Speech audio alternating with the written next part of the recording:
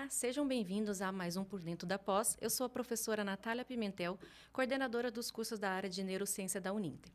E hoje eu tenho em nossos estudos a professora Sharon Mendes, que é formada em Biologia e tem especialização em Neurociência do Comportamento. Seja bem-vinda, professora. Obrigada, professora. Obrigada pelo convite. É um prazer estar aqui hoje com vocês.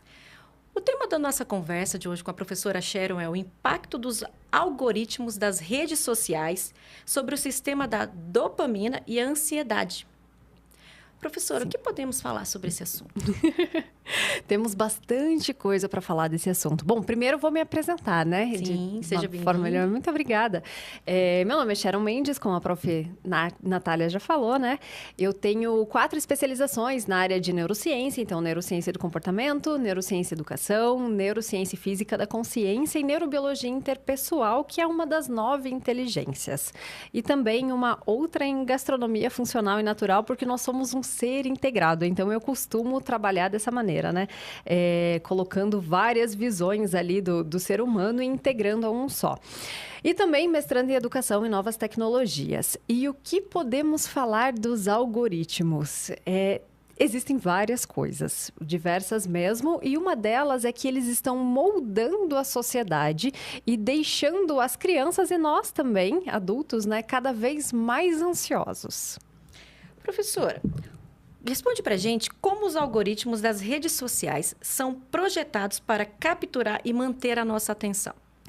Bom, então, vamos lá. Temos que lembrar sempre que as plataformas digitais, as redes sociais, elas não são neutras, né? Elas são empresas privadas que tendem ali a respeitar e a seguir os objetivos dessa empresa. Como que as plataformas funcionam, então, né? Elas são projetadas para nos manter cada vez mais dentro delas. Esse é o objetivo principal. Aqui é interessante levar em consideração um ponto, né? Que quando nós não pagamos por um serviço, nós somos o serviço, né? Então, eles usam ali do nosso tempo e das informações que nós deixamos disponíveis dentro das redes sociais para captar todas as nossas informações e usar isso para quê? Para anúncios, né? Então, quanto mais tempo a gente fica preso dentro dessas redes sociais, mais informações sobre nós estamos entregando e eles estão alimentando, então, essa rede. Então, quando a gente não paga por um serviço, nós somos o produto. Esse é o primeiro ponto, né, que a gente tem que levar em consideração e já fazer um alerta aqui para a sociedade, porque muitas vezes a gente não para pensar sobre isso, né? Falando de como elas são projetadas, então, para nos manter ali dentro. O Sean Parker, ele foi um dos fundadores ali da Meta, do Facebook, e ele deixou isso muito claro em entrevistas dele, que eles estudaram demais todo o sistema psicológico ali, o sistema de vulnerabilidade com relação ao pertencimento. Então, nós temos um instinto, uma necessidade inata mesmo do ser humano de se sentir pertencente a um grupo. Então, eles estudaram todos esses mecanismos, desenvolveram ali diversas ferramentas que são muito parecidas com os cassinos, que são proibidos, né? Mas as ferramentas ali, elas são as mesmas para nos manter ali dentro. E eles usam, então, desse viés do pertencimento. Entendi. Então, entra aquele negócio que quando a gente fala muito sobre um assunto, começa a aparecer anúncios nas redes sociais sobre aquele assunto que a gente ficou pensando. Seria mais ou menos isso? O viés do pertencimento, ele é diferente. Mas isso que você colocou, muito bem observado, ele funciona também usando desse mecanismo. Eu já vou entrar lá, tá? Então, são 2 questões aqui que eu quero esclarecer. A primeira, então, é esse viés do pertencimento. O que isso significa? Se a gente for olhar à luz da biologia evolutiva, nós temos uma necessidade muito grande de viver em comunidade, de se sentir pertencente a ela, de fazer parte daquilo. Se a gente olhar para a nossa história, né, os nossos ancestrais que viviam em tribos, né, aquele que não servia de alguma forma para beneficiar e fazer parte daquele grupo, para contribuir com aquele grupo, ele era deixado de lado. E isso a gente encontra até hoje, né? Dentro da nossa família, nós temos uma necessidade muito grande, dentro dos grupos que nós participamos também. Então, esse é um viés extremamente forte. O Jonathan Haidt, na Geração Ociosa, que foi o último livro aí, né, muito esperado pelos estudiosos dessa área, ele coloca esse viés de pertencimento como sendo um dos fatores principais usados pelas redes sociais para nos manter lá dentro. Então, como que isso funciona, né? A gente consegue ali mensurar como está o nosso status, né? Então, através de curtida, de visualizações, de comentários, ali a gente consegue entender como nós estamos sendo vistos e também fazendo parte daquele sistema, né? Dentro de uma comunidade, de uma rede social não virtual, né? Aqui no mundo físico real, isso é muito difícil de ser mensurado. Então, se nós, enquanto professores, estamos numa sala de aula, ministrando a aula ou o aluno assistindo a aula, existem diversos fatores ambientais que estão sendo levados em consideração ali e o comportamento de cada aluno. Você não consegue saber, de fato, né, se eles estão interessados. Consegue saber? Até consegue, mas é muito mais trabalhoso, né? São vários cálculos mentais ali, leitura corporal, né, que o nosso cérebro está realizando daquela situação para entender se a gente está sendo bem aceito ou não. Dentro da rede social, isso fica muito mais claro, muito mais exposto e de uma forma estatística. Só que a gente não funciona dessa maneira, né? Se vai num churrasco de um amigo, ali você consegue ter a leitura das pessoas, só que você não consegue mensurar quantos estão de fato te aprovando ou não. E dentro da rede social, isso fica muito mais claro. Então, esse é um dos pontos que a gente precisa levar em consideração quanto ao viés de pertencimento, né? O outro fator que você trouxe muito bem é essa retroalimentação. Então, quanto mais você vê um assunto, o algoritmo entende que o seu gosto por aquele assunto, ele é relevante e ele vai te fornecer mais assuntos sobre aquilo. E o problema é que só vai ficar naquilo, né? Então, meme de gatinho, que muitas pessoas tratam disso, né? É um meme de gatinho o tempo inteiro ali. O problema é quando ele vai se tornando abrangente com outros assuntos que as redes sociais exploram de uma forma muito bem, né? Com relação ao extremismo. Como que funciona? Então, ela é projetada para te deixar ali dentro cada vez por mais tempo, né? Sempre tá ali, trabalhando para você ficar ali dentro, te entregando assuntos que a rede entende presa, exatamente. Entregando assuntos que sabe que são relevantes para você. O problema é que ele vai retroalimentar esse sistema e só vai te entregar isso. É como se colocasse um cabresto mesmo, né? nas pessoas. E o restante, que não está dentro daquele seu sistema de busca, é como se ele não existisse, ou pior, como se ele não estivesse concordando contigo. Então, o professor Rodrigo Otávio dos Santos, que já escreveu vários livros sobre esse assunto, ele usa um exemplo que é fantástico. É lasanha. Eu gosto de lasanha. Então, vai aparecer ali receita de lasanha, lasanha em diversos momentos, né, do dia, e lugares que tem lasanha, pessoas que gostam de lasanha, mas, de repente, aparece alguém que gosta de feijoada ou pizza. Não, mas como que pode? É errado. Todo mundo gosta de lasanha, porque aquele sistema te colocou dentro, né, dessa caixinha, onde você só enxerga e só recebe conteúdos e visões de pessoas que concordam com você. Então, é só lasanha. E o problema não é não existir ou não gostar de outro tipo de alimento, como o Rodrigo, né, trouxe no estudo dele, de feijoada ou pizza. O problema é que essas pessoas estão erradas.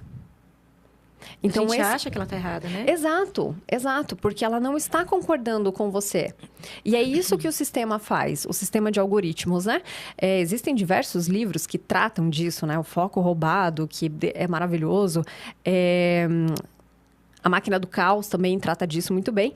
E eles explicam exatamente isso, eles trabalham com essa polarização, então, da sociedade. Por quê?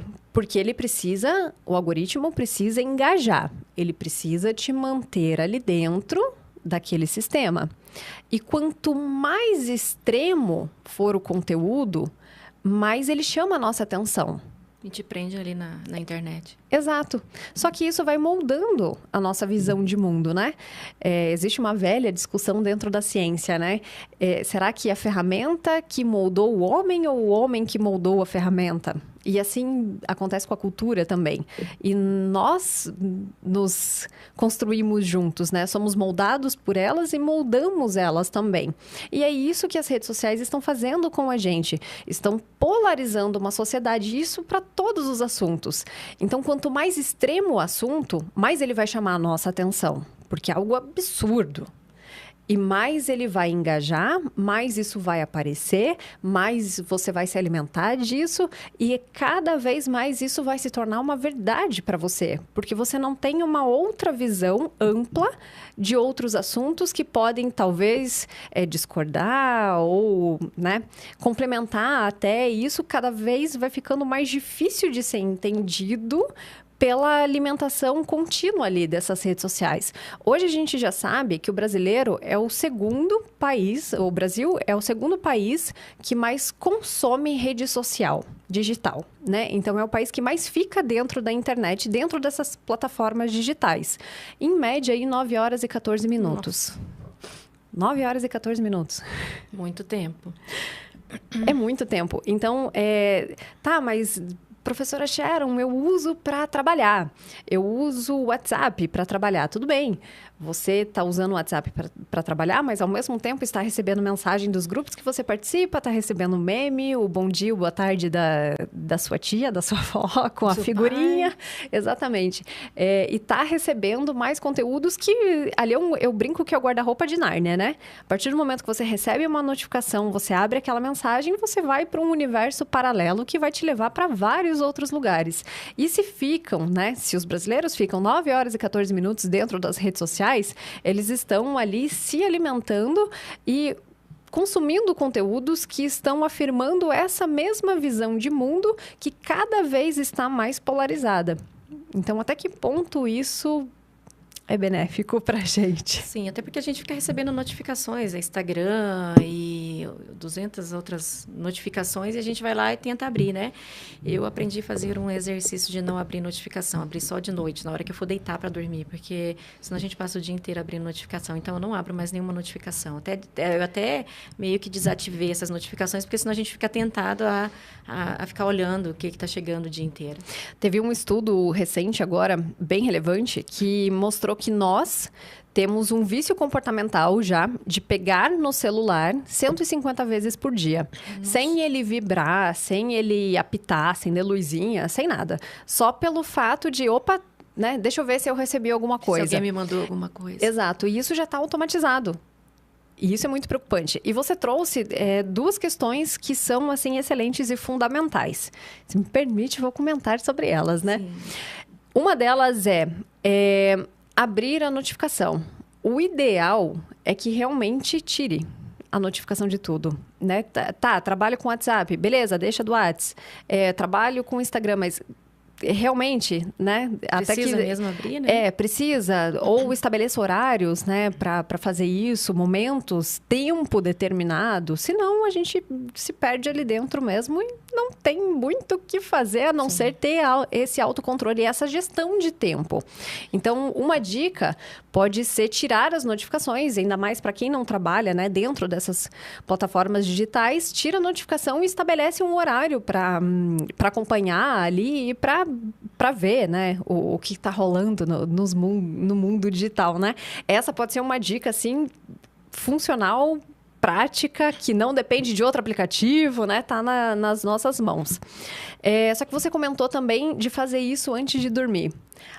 Aqui é um problema. Ai, meu Deus do céu. Conta pra gente qual que é o problema.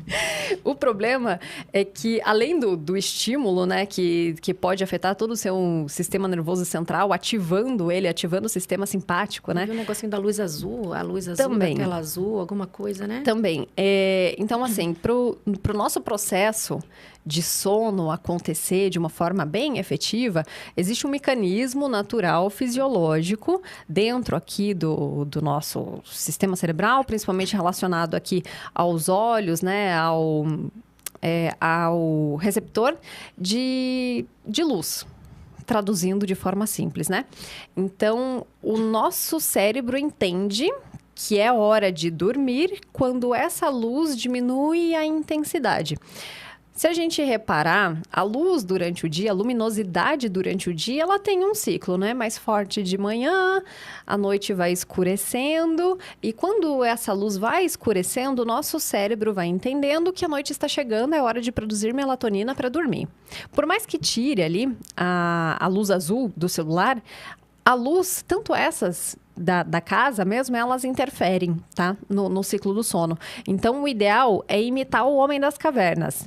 Deixar luzes amarelinhas, como se fossem fogueiras, pontuadas em casa e evitar essa luz branca, luz azul, enfim, essa luz mais intensa. Professora, nós vamos para um breve intervalo e voltamos logo. Beleza.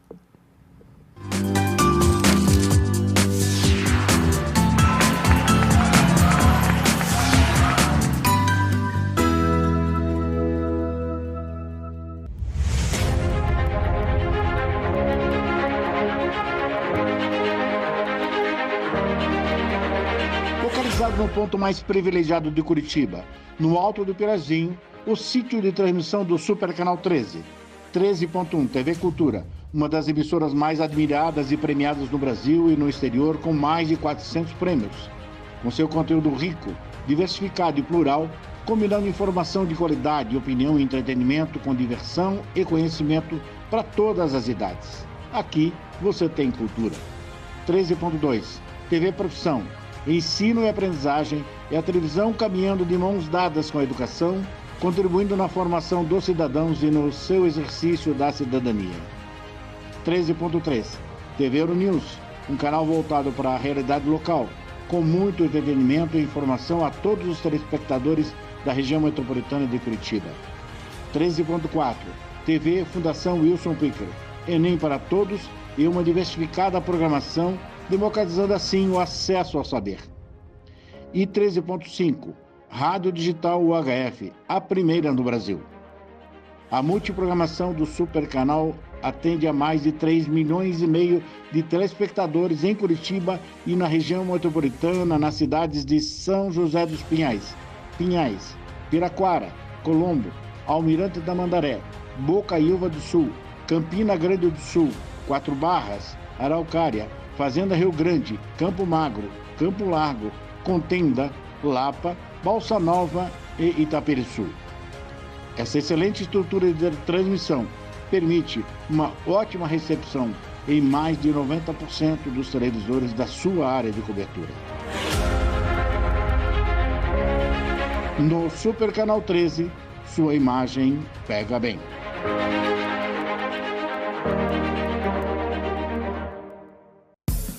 O Ministério do Turismo, a TV Cultura e o Uninter levam até você Provoca.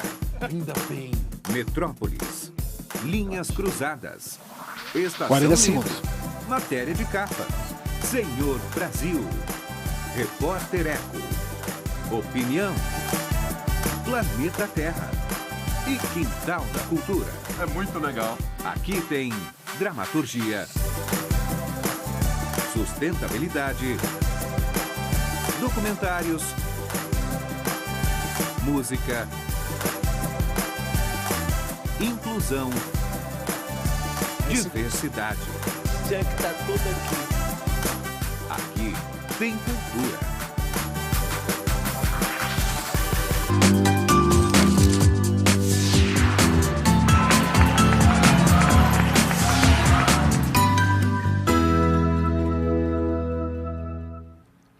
voltamos com mais um Por Dentro da Pós com a professora Cheryl. Professora Cheryl, continuando o nosso assunto sobre a tela, sobre dormir, sobre a tela azul.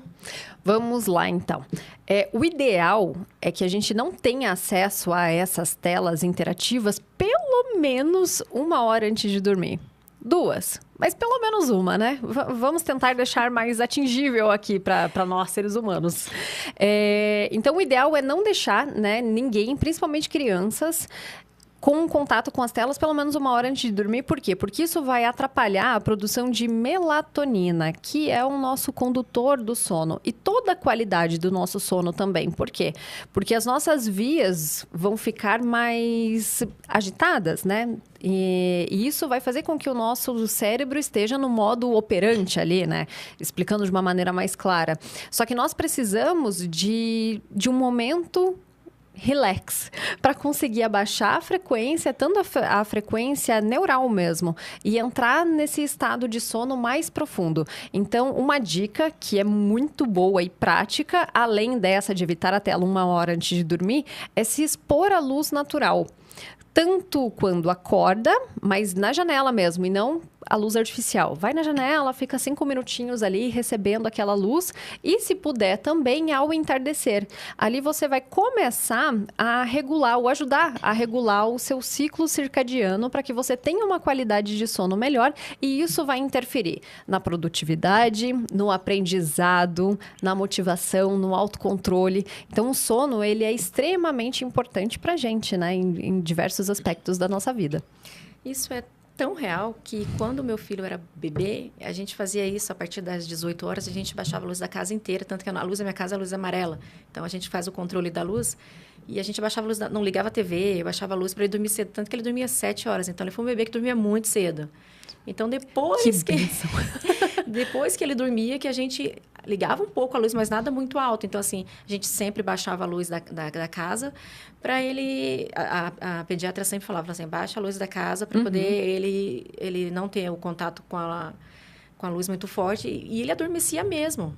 Super interessante isso, né? Então, é cientificamente... E prático. Comprovado, prático, né? Professora, fala pra gente... como o uso prolongado de redes sociais está relacionado ao aumento de ansiedade e depressão, especialmente em adolescentes? Com essa pergunta, eu fiquei pensando sobre a pandemia, né? Porque a pandemia a gente estava meio surtado. Sim. Com medo. Eu estava gestante na época da pandemia, então eu tinha muito medo de sair, medo de tudo. Então, a gente vivia nas redes sociais, né? O mundo vivia nas redes sociais. E como esse impacto da pandemia com essa ansiedade e depressão dos adolescentes? Está sendo, né, bem preocupante.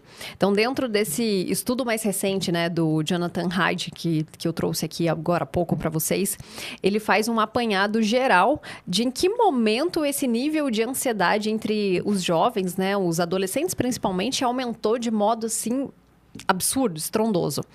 E ali ele faz um levantamento a nível mundial mesmo, né? E ele relaciona também todos os aspectos políticos, geográficos. E isso foi muito interessante porque a partir de 2010, os smartphones chegaram em 2007, tá?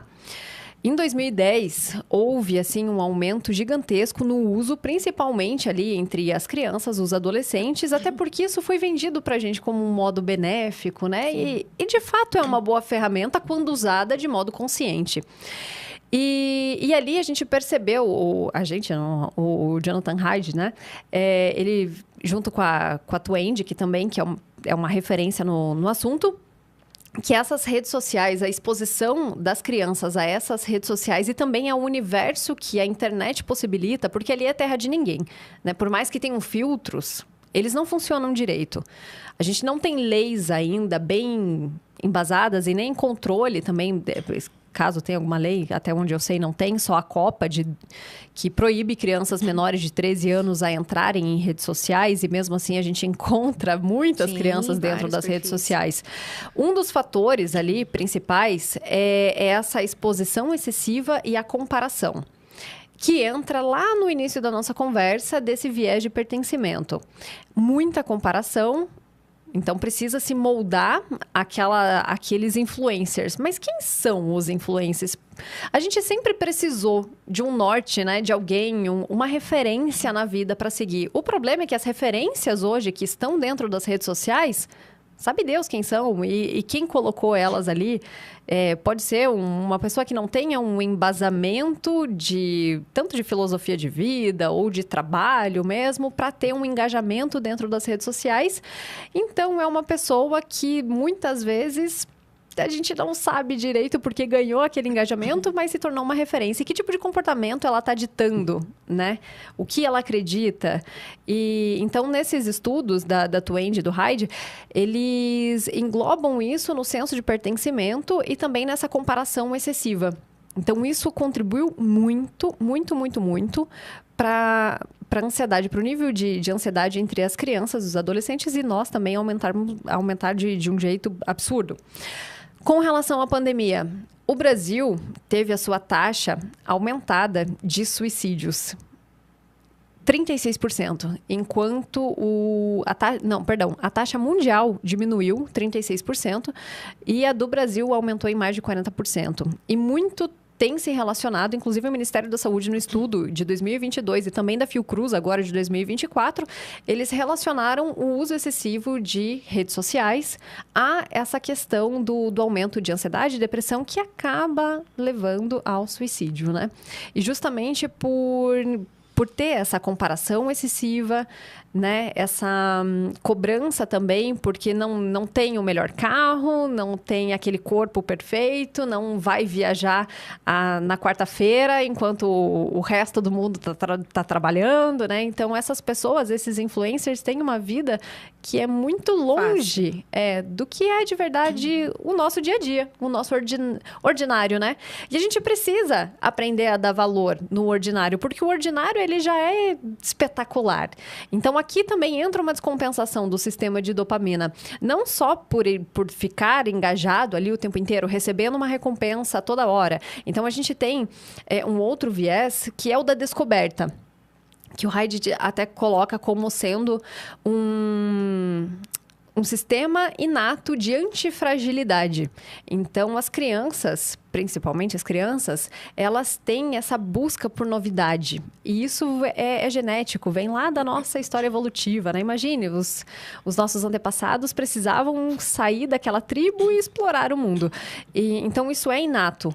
Essa busca pela novidade, por descoberta, por desvendar um mundo. E isso a rede social explora muito bem, porque a cada rolada no feed é uma novidade. Sim. Então, isso é um conta-gota ali também de dopamina que acaba desregulando o sistema basal. Então, nós temos um sistema basal que ele funciona ali de um modo contínuo, né? E esse sistema basal, ele funciona para tudo, até para a gente levantar da cama de manhã e conseguir viver o dia. Então, ali a gente já está tendo uma descarga basal de dopamina.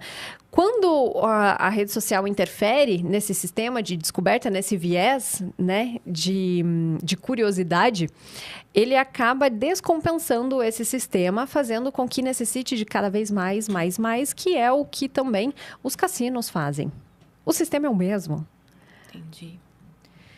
Conta pra gente quais estratégias podem ser implementadas para mitigar esses efeitos negativos. Consciência, intencionalidade no uso e horário, né? Vamos organizar a agenda. Em que momento eu vou olhar minha rede social digital? Para que eu vou olhar e o que eu vou fazer dentro dela? Isso a gente tem que ter muito claro. É para entretenimento, é lazer e não é descanso. Esse é um outro fator que a gente precisa estabelecer também. Vamos nomear corretamente para a gente conseguir, né, se orientar. Final do dia é igual comer chocolate, né? A mulher está fazendo dieta ali, trabalha o dia inteiro, né? Praticou atividade física, chega no final do dia, mereço uma caixa de bombom porque eu fiz tudo direito. E a gente está fazendo isso com as redes sociais, Sim. né? Não, trabalhei o dia inteiro, estou cansado, vou ficar aqui, vou descansar dentro da rede social. Só que isso não é descanso, é entretenimento. Quanto tempo você está dedicando, né, no seu entretenimento. O seu celular, ele consegue te mostrar quanto tempo você fica ali. São 9 horas? 9 horas e 14 minutos por dia, como diz o estudo? São 4 horas? Quanto tempo você fica ali dentro? Qual é a tua intenção?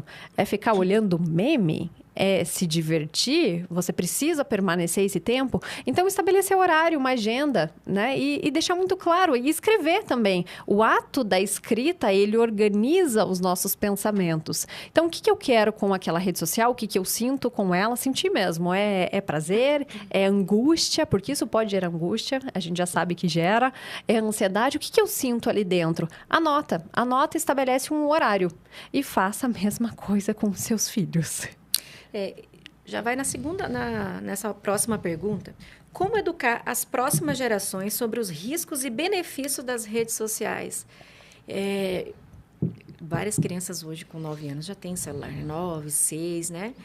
Então, o meu filho, ele foi ter contato com o celular a primeira vez esse ano com 3 anos. Ele nunca nem sabia o que era uma tela de celular, porque até então eu nunca tinha deixado ele pegar no celular. Mas por um motivo muito pessoal, eu precisei deixar ele no celular algumas vezes. Então, agora, tanto que ele, antes de dormir, quer assistir alguma coisa, então eu vou dar uma reorganizada nessa questão aí, porque eu percebi que o sono dele fica muito agitado. Quando ele assiste alguma coisa no celular antes de dormir, né? Então, é muito difícil numa geração tecnológica, como não dar um celular para uma criança de 9 anos, por exemplo, né? Primeiro, os pais precisam ter consciência de todos os perigos, ou a grande maioria deles, para conseguir orientar as crianças. E o que eu vejo no meu trabalho hoje? Eu tenho uma empresa, né, a SUP Brand Academy, que ela trabalha com palestras de orientação para pais e professores. Quando eu exponho os diversos perigos que as redes sociais, que o excesso de telas interativas, né, de jogos estão causando nas crianças, a primeira reação que eu sinto dos pais é uma repulsa. Por quê? Porque é difícil aceitar. Sim. A gente não está falando aqui apenas de efeitos fisiológicos, que são mais perceptíveis. É a dor no pescoço, a má postura, o olho seco. Não que isso seja um problema menor, tá? Não, não tem uma escala de problema, é uma montanha gigantesca. Só que aqui a gente se depara com 2 problemas que são extremamente difíceis de lidar e, sim, elas estão expostas a isso. Uma delas é a depressão, que acaba levando ao suicídio por conta da ansiedade. Isso a gente vê, né? Os índices, como eu trouxe aqui, como cresceram. E a outra é a pedofilia. Então, nós temos essas 2 questões extremamente importantes e delicadas que os pais precisam entender que as crianças estão expostas a isso, né? Então, limitar o uso. Primeiro que, antes dos 16 anos, criança nenhuma tem que ter rede social. Primeiro que, se for seguir a lei que a gente tem hoje, antes dos 13 não pode ter. Mas os especialistas na área, como Heidt, ele já, né, menciona ali que antes do 16 não tem capacidade cognitiva de lidar com essa comparação, de lidar com os assédios que ele pode sofrer ali dentro, Sim. que muitas vezes são mascarados, né?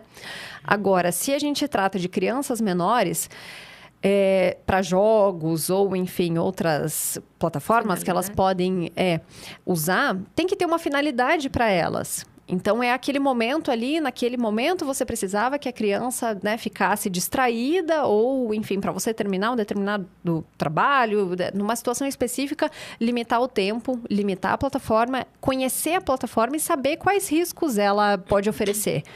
YouTube Kids. YouTube Kids não foi projetado para criança. É um anúncio atrás do outro, qualquer pessoa pode postar qualquer coisa ali dentro. E sim, tem conteúdo pornográfico, tem conteúdo violento, tem distorção ali de valores que podem ser essenciais dentro da tua cultura, da tua educação, que são passados para a criança de uma maneira distorcida, né? Então, isso a gente precisa deixar muito claro também. Não é porque tem um Kids no nome que ele foi feito para as crianças, né? E quanto tempo você está deixando ali o teu filho e para quê? Então, a intencionalidade é um fator essencial quando a gente trata de uso aqui de tecnologia.